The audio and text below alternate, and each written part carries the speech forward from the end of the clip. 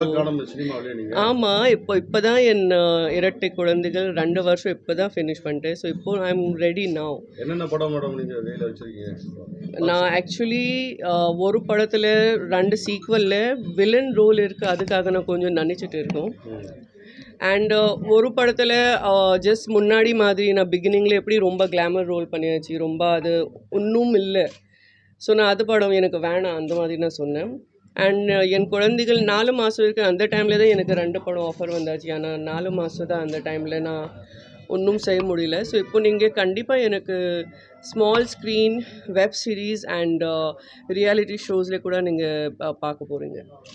சரி, ஒலிம்பிக் போட்டியில் அந்த தகுதி நீக்கத்தை எப்படி பார்க்குறீங்க? நீங்கள் ஒரு பெண் நான் ஒன்றும் பொலிட்டிக்கல் சொல்ல மாட்டேன். நீங்கள் ஏதாவது சென்சேஷனுக்காக நீங்கள் ஏதாவது பதில் கேட்க போகிறீங்க. ஒரு பெண்ணு வந்து தகுதி நீக்கம் செய்யப்பட்டிருக்காங்க. அதை எப்படி